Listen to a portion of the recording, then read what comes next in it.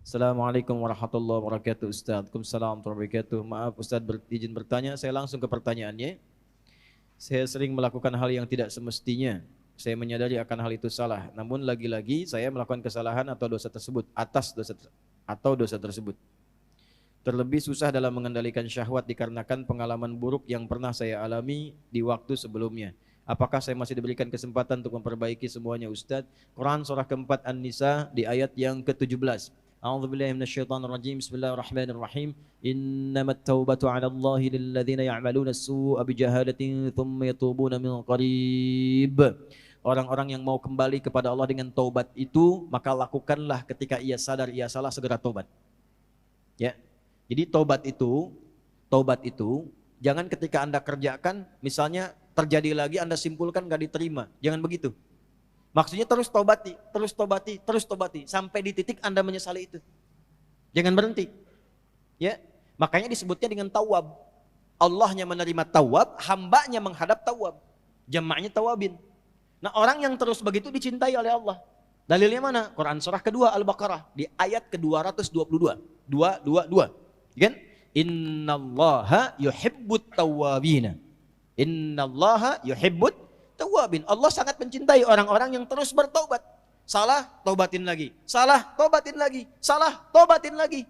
Sampai kita merasakan titik jenuh dalam bermaksiat dan kembali kepada taubat. Nah, bagaimana mendorong supaya kuat pengaruh taubatnya? Satu, kata para ulama mengatakan, ketika Anda terdorong berbuat maksiat karena dorongan syahwat itu, bayangkan saat itu diwafatkan oleh Allah. Itu cara menghentikannya. Ya. Ada dorongan syahwat nih.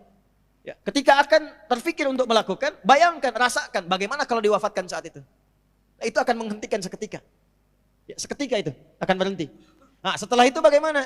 Cari suhbatus sholihin, bergaul dengan orang soleh yang menghindari lingkungan tadi. Ya, kalau tayangan, hilangkan tayangannya, ganti dengan yang baik-baik. Bacaan, mulai hilangkan yang buruk, ganti dengan yang baik. Untuk menemukan itu, bergaul dengan orang soleh. Lihat, Anda pelajar di kampus, cari orang soleh. Ya, temani dia terus. Temani, supaya mendapatkan bagian dari kesolehannya. Setelah itu, latihan selanjutnya yang pertama, sholat. Karena sholat itu kuncinya. Inna sholata tanha anil fahsya'i wal. Nah, syahwat itu munculnya dari fahsya. Pornografi, porno aksi, LGBT, kata-kata jorok dan lain sebagainya, itu dari syahwatnya fahsya. Pencegah utamanya adalah sholat. Maka dalam sujud mohonkan khusus kepada Allah supaya bisa dibimbing, diberikan kekuatan oleh Allah untuk mengendalikan syahwatnya. Satu, taubat jangan berhenti, optimis terus. Yang kedua, rasakan kalau akan terfikir berbuat maksiat akan diwafatkan. Yang ketiga, cari teman yang soleh. Yang keempat, sholat optimalkan. Yang kelima, latihan puasa. Gitu ya. Sebab puasa itu paling efektif untuk bisa mencegah maksiat. Ya, Anda kalau syahwat sedang muncul, sedang puasa, nggak akan dilakukan. Berat untuk melakukan itu. Minimal pertama takut batal puasanya. Takut batal, kesananya lagi, itu akan terbiasa. Ya, akan terbiasa. Ya, yang biasa buka juga kalau puasa kan memang setengah-setengah dulu. Ya, kan dulu pernah saya waktu di Kalimantan ada cerita dari Sumedang. Preman tobat, pensiun. Kemudian dia puasa. Ya, begitu dia lewat, lihat rumah makan tuh.